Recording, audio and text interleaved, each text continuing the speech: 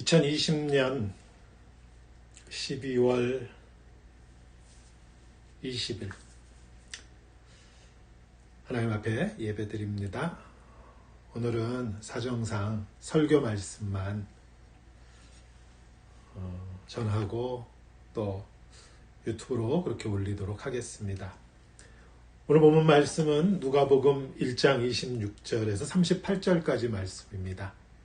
은혜의 자리라고 하는 제목으로 하나님 말씀 전합니다. 본문 말씀 제가 읽겠습니다. 여섯째 달에 천사 가브리엘이 하나님의 보내심을 받아 갈릴리 나사렛이란 동네에 가서 다윗의 자손 요셉이라 하는 사람과 약혼한 처녀에게 이르니 그 처녀의 이름은 마리아라. 그에게 들어가 이르되 은혜를 받은 자여 평안할지어다. 주께서 너와 함께 하시도다 하니 처녀가 그 말을 듣고 놀라 이런 인사가 어찌함인가 생각하매 천사가 이르되 마리아여 무서워하지 말라. 내가 하나님께 은혜를 입었느니라. 보라 내가 잉태하여 아들을 낳으리니 그 이름을 예수라 하라.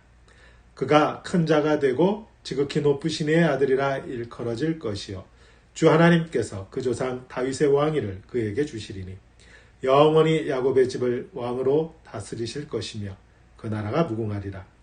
마리아가 천사에게 말하되 나는 남자를 알지 못하니 어찌 이 일이 있으리이까.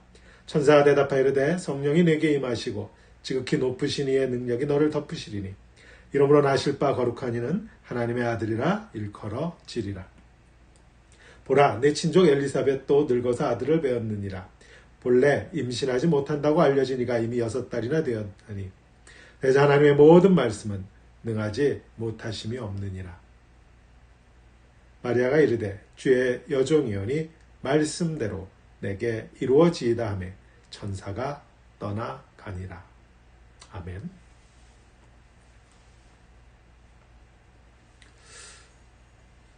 오늘 말씀은 누가복음 말씀으로 하나님의 천사가 마리아에게 나타나서 처녀의 몸으로 아이를 낳을 것이라고 알려주는 소위 우리 수태고지라고 그러죠. 수태고지라고 하는 그 본문 말씀입니다. 오늘 보면 첫 구절은 이렇게 시작했어요. 여섯째 달에. 여섯째 달이라고 하는 말은 그 앞에 있는 사건으로부터 6달이 지나서란 뜻이고 오늘 보면 바로 앞에 있는 사건은 마리아의 친척인 엘리사벳이 임신한 사건입니다. 엘리사벳은 마리아의 친척으로 나이가 많았는데 아이가 없었죠. 그런데 어느 날 남편인 사가랴에게 하나님의 사자가 나타나서 아이를 갖게 될 것이라고 하였고 그리고 정말로 아이를 갖습니다. 그 아이가 세례 요한이에요. 그 후로 6달이 지난 것입니다. 그러니까 세례 요한하고 예수님은 친척간이고요. 나이 차이는 약 6개월 정도 된다는 것을 알 수 있습니다. 하나님의 사자가 마리아를 찾아왔을 때에 당시 마리아를 누가복음은 이렇게 소개했어요. 27절에 다윗의 자손 요셉이라고 하는 사람과 약혼한 처녀에게 이르니 처녀의 이름이 마리아다 그랬습니다. 다윗의 자손 요셉과 약혼한 처녀. 이게 성경이 소개하는 마리아의 프로필입니다. 이스라엘의 결혼 풍습에 따르면 남자와 여자가 결혼하기 위해서는 남자가 여자 집을 찾아가서 딸을 달라고 하면 그래서 여자 쪽에서 승낙을 하면 그럼 남자는 자기 집으로 돌아가서 약 1년 동안 아내가 될 여자를 데리고 올 준비를 합니다. 남의 집 귀한 딸 데려오기 위해서 가장 중요한 게 뭐겠어요? 요즘식으로 하면 전셋집이라도 한 채 장만해야 되잖아요. 살 집이 필요하잖아요. 남자 집에서는 여자 쪽에서 오케이 하면 그때부터 두 사람이 살 집을 마련합니다. 그 기간이 약 1년이에요. 그러니까 여자는 남자가 돌아가고 나서 결혼을 약속한 상태로 약 1년간 남자가 다시 돌아오기를 기다리는 것입니다. 예수님 비유 중에 열처녀 비유 기억하시죠? 남편 될 사람이 오기를 기다리고 있는 10명의 처녀가 있었는데 5명은 지혜롭게도 등불에 기름을 채우고 있었고 어리석은 처녀들은 기름을 채우고 있지 않았는데 한밤중에 남편 될 사람들이 찾아왔다고 하는 그 얘기야. 이스라엘의 결혼 풍습을 알아야 이해할 수 있는 이야기입니다. 또 있죠. 요한복음에 보면 예수님이 제자들한테 그러셨어요. 내가 가서 너희를 위하여 뭐를 준비해요? 처소를 준비하겠다고 그러셨죠. 요한복음 14장에 있는 말씀입니다. 너희는 마음에 근심하지 말라. 하나님을 믿으니 또 나를 믿으라. 내 아버지 집에 거할 곳이 많도다. 그렇지 않으면 너희에게 일렀으리라. 내가 너희를 위하여 거처를 예비하러 가노니 가서 너희를 위하여 거처를 예비하면 내가 다시 와서 너희를 내게로 영접하여 나 있는 곳에 너희도 있게 하리라. 아멘. 예수님께서 하나님께로 가시는 이유가 뭐예요? 우리와 함께 살 처소를 준비하러 가신다고 그러셨죠. 그러니까 예수님하고 우리 사이가 어떤 사이예요? 결혼을 약속한 그러한 사이예요. 그래서 예수 그리스도는 신랑 되시고 교회는 그의 신부가 되는 것입니다. 예수님은 그의 신부인 교회를 맞이하기 위해서 처소를 마련하러 가시고 때가 되면 신부를 맞으러 다시 오신다고 제자들에게 말씀하신 거예요. 우리는 예수님의 이 이야기를 들으면 하늘나라에도 뭐 아파트가 있나 전셋집이 있나 생각하기 쉬운데 예수님께서 요한복음 14장에서 하시는 말씀의 핵심은 아파트가 아니고요. 예수님하고 제자들하고 예수님하고 예수를 믿는 자들과의 관계가 마치 무엇과 같다? 신랑과 신부와 같다는 것입니다. 그게 핵심이에요. 어떤 관계다? 검은 머리 팥불이 되도록 사랑하는 관계다. 절대로 약속을 지키는 그러한 관계다.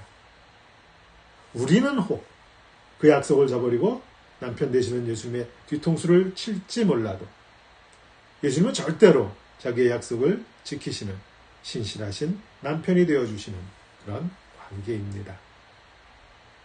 요셉이라고 하는 이름 없는 시골의 이름 없는 총각하고 마리아라고 하는 이름 없는 시골의 이름 없는 처녀하고 우리 식으로 얘기하면 갑돌이하고 갑순이하고 결혼해서 아이 많이 낳고 행복하게 살기로 약속한 상태였어요. 즉 요셉과 마리아는요 세계사 책에 나올 수 있는 그런 인물이 아니었습니다. 왕국에서 태어난 거 아니에요. 유명하거나 돈 많은 부모를 둔 것도 아닙니다. 그렇다고 세계를 깜짝 놀라게 할 만한 재주를 가지고 있는 것도 아니에요. 오늘 이 성경의 사건이 아니었으면 이들의 이름은 역사 속에서 그 누구도 기억해 주지 않는 그런 이름 없는 시골의 이름 없는 처녀 총각이었을 뿐입니다. 그런데 어느 날 하나님의 천사가 찾아와서 자기의 이름을 가브리엘이라고 그랬죠. 그래서 뭐라 그래요? 여러 말 했는데 핵심은 31절이었어요. 보라 내가 잉태하여 아들을 낳으리니 그 이름을 예수라 하라. 도대체 이게 무슨 말인지 마리아가 지금 이해나 할 수 있었겠어요? 남편 될 요셉하고 알콩달콩 아름다운 가정을 꾸미고 떡두꺼비 같은 자식 낳고 살게 되겠지만 그건 약 1년간 약혼 기간이 지난 이후의 일이지 지금 일어날 일은 아니잖아요. 하도 어이가 없어서 천사에게 묻습니다. 34절. 마리아가 천사에게 말하되 나는 남자를 알지 못하니 어찌 일이 있으리까. 당연한 질문입니다. 아니 결혼식은 올리지도 않았지만 약혼한 몸인데 이스라엘에서 약혼했다고 하는 것은 결혼했다는 의미예요. 싱글이 아니란 뜻입니다. 그런데 아이를 갖게 될 것이라고 하니 대체 남자와 관계를 갖지 않은 처녀의 몸으로 어찌 이런 일이. 천사가 뭐라 그래요? 35절에 천사가 대답하여 이르되 성령이 너에게 임하시고 지극히 높으시니 하나님이죠. 지극히 높으시니의 능력이 너를 덮으리니 이러므로 나실 바 거룩하니는 하나님의 아들이라 일컬어질지어라. 그래서 하나님의 능력이 어떤 능력인지 예를 들어서 설명하는데 6개월 전에 임신한 친척인 엘리사벳을 이야기합니다. 36절 보라 네 친족 엘리사벳도 늙어서 아들을 배었느니라. 원래 임신하지 못한다고 알려지니가 이미 6달이 되었나니. 그리고 나서 성경 말씀 중에 아주 유명한 말씀 중에 하나가 나오죠. 37절 대저 하나님의 모든 말씀은 능치 못하심이 없느니라. 아멘. 하나님의 말씀은 능치 못함이 없다. 물론 그렇죠. 이 말씀은 하나님의 천사가 한 말이니까 역시 하나님의 천사는 믿음이 좋아. 역시 하나님의 천사는 뭐가 달라도 달라. 이렇게 말하고 우리 넘어갈 수 있어요. 천사가 한 말이니까. 그래서 사실 천사가 한 말보다 그 다음 구절이 우리 모두를 놀라게 하는 구절이에요. 38절 마리아가 이르되 주의 여종이오니 말씀대로 내게 이루어지이다 하매 천사가 떠나니라. 주의 여종이오니 말씀대로 내게 이루어지이다. 천사가 하나님의 말씀은 능치 못함이 없다. 그러니까 그 말을 받아서 마리아가 그 능력이 내게도 이루어지기를 원합니다. 이렇게 고백한 거예요. 하나님의 말씀은 능치 못함이 없다 그랬더니 주의 계집종이오니 말씀대로 이루어지이다. 내게 이루어지기를 원합니다. 마리아의 영성이 이렇게 표현하면 좀 우습지만 천사의 영성과 맞먹고 있죠. 지금 천사의 영성이나 마리아의 영성이나 같아요. 혹시 이 말을 지금 마리아가 한 이 말을 믿음의 조상이라고 하는 아브라함이 했다거나 다윗이 했다거나 베드로가 했다거나 사도 바울이 했다거나 그럼 우리가 다 그럴 거예요. 역시 아브라함이야. 역시 다윗이야. 역시 베드로구나. 그래 사도 바울이니까. 네, 그런 사람들이 아니고 이름 없는 시골에 이름 없는 처녀의 입에서 나온 말입니다. 마리아는 아주 분명히 알고 있었어요. 천사가 와서 한 말 그대로 정말로 이루어지며 요셉과 관계는 깨질 거예요. 많은 사람들이 자기를 의심할 거예요. 다른 남자와 바람났다고. 어쩌면 누구의 자식이냐고 하면서 동네 사람들이 자기를 돌로 쳐 죽일 수도 있죠. 마리아는 모르지 않았습니다. 이스라엘 사회가 미혼모가 아버지가 누군지도 모르는 아이를 낳아서 키울 수 있는 그런 사회가 아니었잖아요. 약혼한 상태지만 싱글이 아니라고 그랬어요. 다른 남자를 만나 관계를 가지면 간음입니다. 가늠한 사람에게 돌아오는 건 돌팔매가밖에 없어요. 그런데 그 모든 것을 알고 있는 처녀가 그 떨리고 두렵고 두근거리는 가슴을 누르고 한 말입니다. 주의 여종이오니 말씀대로 이루어지이다. 제가 좋아하는 번역은 예전 번역이에요. 주의 계집종이오니 말씀대로 내게 이루어지이다. 이 사건이요. 천사와 마리아라고 하는 이 처녀와의 대화 가운데서 말씀대로 이루어지이다 라고 한 이 말의 뜻을 조금 더 생각해 봐야 합니다. 이게 무슨 뜻인가? 처녀가 아이를 낳게 하실 그런 하나님의 능력이 이루어진다. 이게 전부인가요? 처녀가 아이를 낳는다. 이게 전부입니까? 아니에요. 마리아가 처녀의 몸으로 아이를 갖게 된다고 하는 이 이야기, 이 사건의 핵심이 처녀가 아이를 낳게 하는 하나님의 능력, 그게 전부가 아닙니다. 물론 처녀가 아이를 낳게 되는 이 엄청난 기적이죠. 이것도 중요한 사건이고 중요한 하나님의 능력이에요. 오늘 대화 가운데 더 중요한 것이 있었어요. 32절 이하. 그가 큰 자가 되고 지극히 높으시니 아들이라 일컬어질 것이요. 주 하나님께서 그 조상 다윗의 왕위를 그에게 주리니. 자, 마태복음에서 앞에서 우리 설교하고 말씀드린 거 기억하셔야 돼요. 아브라함의 자손으로 오고 다윗의 자손으로 온다고 했죠. 그 씨가, 다윗의 씨가 영원한 나라를 견고히 세운다고 그랬잖아요. 마태복음에서. 오늘 이 본문에서도 주 하나님께서 그 조상 다윗의 왕위를 그에게 주시리니. 처녀의 몸에서 나오는 그 아이에게 다윗의 왕위를 주시리니 영원히 야곱의 집을 왕으로 다스릴 것이며 그 나라가 무궁 멸망하지 않는다 그랬어요. 하나님의 나라죠. 단순히 처녀가 아이를 낳는 기적에 관심을 빼앗기면은요 곤란합니다. 이건 천사가 나타나서 한 말 중에서 가장 중요한 것은요 이 아이가 하나님의 아들이라 불린다는 것이에요. 다윗에게 약속했던 그 나라, 지금 이스라엘 백성들이 목이 빠지라고 기다리고 있는 그 다윗의 나라가 처녀의 몸에서 나타날 그 아이를 통해서 이루어질 것이다. 영원히 야곱의 집을 다스릴 것이다. 그 나라는 영원 무궁할 것이다. 이 말씀이 중요한 거예요. 물론 마리아가 이 말을 그 자리에서 다 이해하지 못했을 것입니다. 분명한 것은 처녀인 자기의 몸에서 태어날 그 아이를 통해서 하나님은 놀라운 일, 아주 놀라운 일, 다윗의 나라를 다시 일으키시는 놀라운 일을, 이스라엘을 영원히 세우시는 놀라운 일을 하게 될 것이다 라고 하는 그 말씀 앞에서 이 계집종이요 아멘 합니다. 죽음을 무릅쓰고 아멘 합니다. 하나님 앞에서 하는 아멘은요 지식이 많아서 아니고 경험이 많아서 아니고요. 영성이 뛰어나서 아니고 교회 생활 오래 했거나 그래서 아니에요.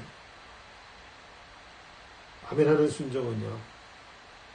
지식 아닙니다. 영적 체험이 많아서 할 수 있는 거 아니에요. 영성이 뛰어나야 그것도 아니에요. 누가 해요? 내가 하나님의 종이라는 것을 아는 자가 아멘합니다. 내가 계십종이라는 것을 아는 자가 아멘하는 거예요. 내가 아무것도 아니라는 거예요. 순종한다 못한다 하는 결정조차, 그것조차 내가 할 수 있는 존재가 아니라는 것을 아는 사람만이 할 수 있는 것이 아멘이에요. 아멘.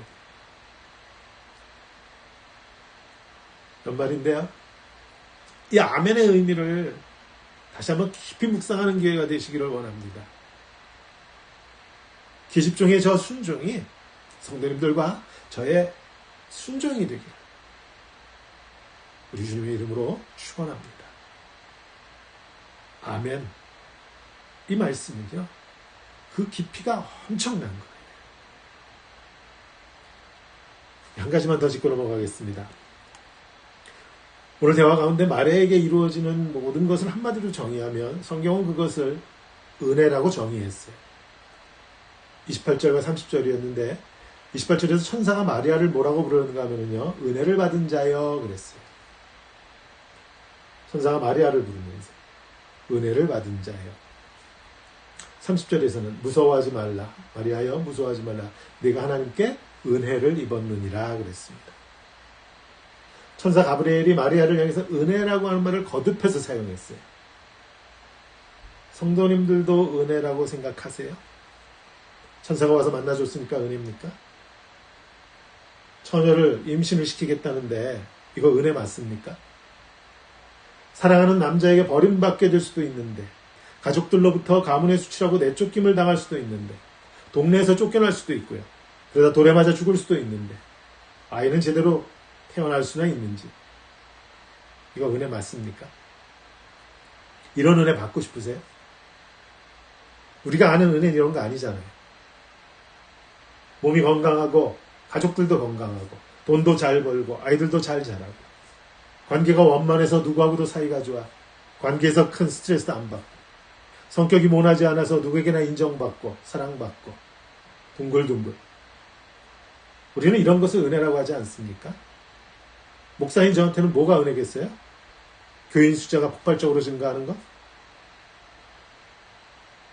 우리는 이런 것들을 은혜라고 하지 않습니까? 다시 질문합니다. 처녀가 아이를 낳게 된다고 하는데 도대체 이게 정말로 은혜 맞습니까? 성도님들이 이런 은혜 받고 싶으세요? 그런데 이러한 일들이 은혜라고 말한 자가 하나님의 사자였습니다. 마리아가 은혜라고 그러지 않았어요. 하나님의 사자가 이것을 은혜라고 그랬습니다. 은혜를 받은 자요. 즉, 어떤 일이 은혜인지 아닌지는 하나님이 결정하세요. 그리고 많은 경우에요, 하나님께서 은혜라고 하시는 것들은요, 우리가 은혜라고 생각하는 것하고 거리가 멉니다. 우리는 감옥에 들어가는 것이 결코 은혜가 아니죠. 근데 하나님은 사도 바울과 실라를 감옥에 들어가도록 하셨고, 그래서 세워진 것이 필립보 교회였습니다. 우리는 멋지게 전도해서 누군가를 예수 믿게 하고 싶어 하죠. 은혜스러운 거죠. 그러나 사도 바울이 이방인들을 전도하면서 얻은 것은 온몸의 상처와 흉터뿐이었습니다. 그래서 사도 바울은 스스로 뭐라고 그랬어요? 자신의 몸에 예수의 흔적을 가지고 있다고 그랬어요. 갈라디아서 맨 마지막 부분입니다. 내 몸에 예수의 흔적을 지니고 있노라. 우리는 멋있는 말로 잘 설득해서 전도하는 것이 은혜라고 생각하지만, 사도 바울은 전도하면서 온몸에 예수의 흔적, 십자가의 고통을 당한 것, 그것을 성경은 아주 분명하게 은혜라고 이야기합니다. 하나님께서 말씀하시는 은혜하고 우리가 생각하는 은혜는 왜 이렇게 다른 거예요? 성경이 말하는 은혜랑 우리가 원하는 은혜가 다른 이유가 뭘까요? 성경은요, 하나님의 뜻이 이루어지는 것을 은혜라고 그럽니다. 우리는요, 우리 몸이 편한 것을 은혜라고 합니다. 그래서 하늘과 땅만큼 다른 거예요. 다시 말씀드려요.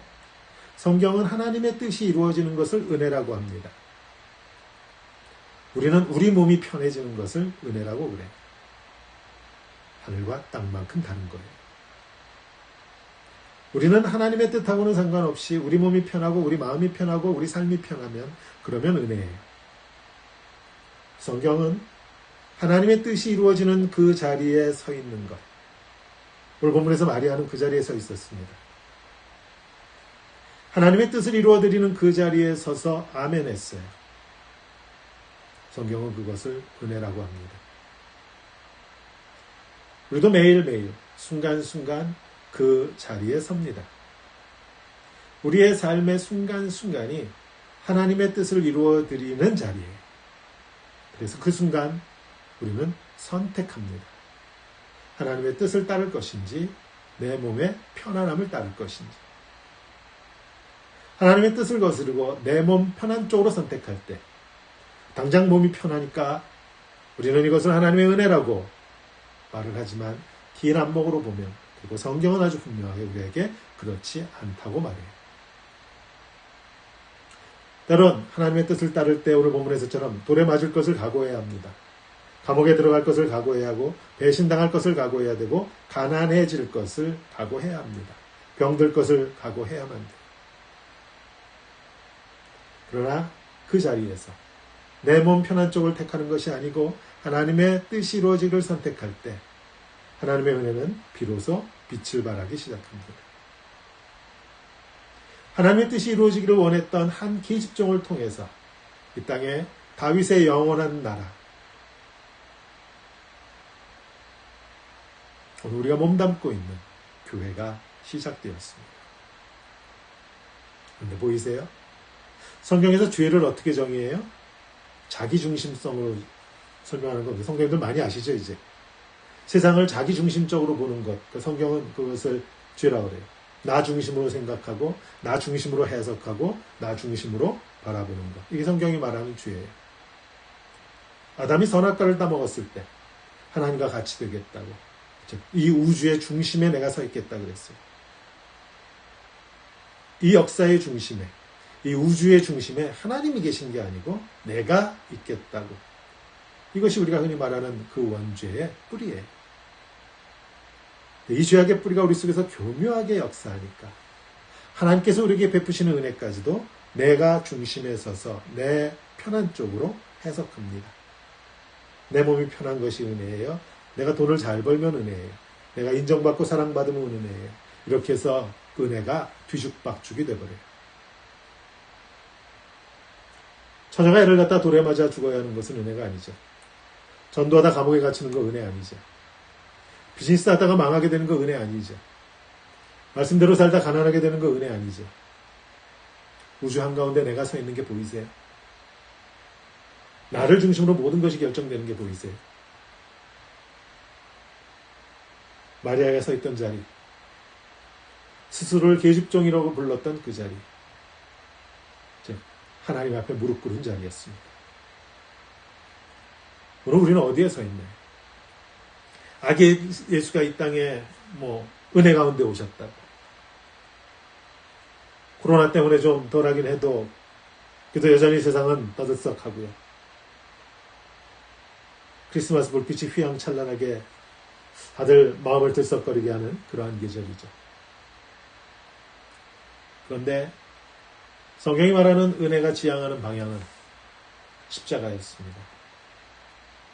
우리가 은혜라고 떠드는 성탄의 불빛은 십자가를 향해서 나아가는 불빛이고요. 돌에 맞아 죽는 자리로 나아가는 그러한 불빛이었어요. 그 자리에 서면은요, 내가 불편해지는 거고요. 내가 억울한 거고요. 속이 터지고 눈물이 흘리는 자리예요. 그럼에도 불구하고 마리아가 할 수 있었던 말이 하나 있다면 그거밖에 없죠. 하나님의 뜻이 이루어진다. 주님 그러셨죠. 내 원대로 하지 마옵시고 아버지의 원대로 하옵소서. 하나님의 뜻이 이루어지기만 한다면 돌에 맞는 것도 은혜예요. 가난해지는 것도 은혜예요. 망하는 것도 은혜예요. 죽는 것도 은혜라고 성경은 우리에게 말씀합니다. 다시 강조합니다. 성경이 말하는 죄악의 뿌리에는 내가 중심이 되는 것이에요. 내가 우주의 중심에 서 있고 역사의 중심에 서 있어서 내가 좋은 것, 편한 것은 다 내가 가져야만 하는 그것을 은혜라고 해요. 성경은 그것을 죄라고 합니다. 성경은 죄라고 하는 것을 우리는 너무나 쉽게 은혜라고 해요. 너무 역설 아니에요. 성경은 죄라고 하는 것을 우리는 은혜라고 합니다. 은혜의 계절입니다. 말구유로 오신 아기 예수를 통해서 은혜가 무엇인지를 볼 수 있는 우리의 눈이 다시금 열리기를 원합니다. 나를 중심으로 돌아가야만 하는 세상. 그래서 은혜까지도 내가 중심이 되어서 해석했던 그 신앙의 틀을 다 벗어버리고 하나님을 중심으로 예수 그리스도를 중심으로 은혜를 깨달아라. 그 은혜를 깨닫는 자리가 계집종의 자리인 것을 다시금 기억하는 복된 성탄의 계절이 다 되시기를 우리 주님의 이름으로 축원합니다. 기도하고 축도하고 마치겠습니다. 사랑하시는 주님 감사합니다.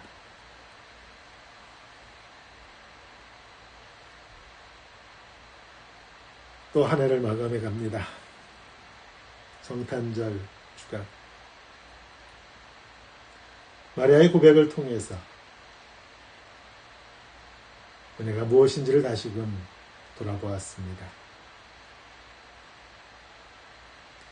죄에 물든 우리는 은혜까지도 왜곡해서 내가 중심이 되어 해석합니다.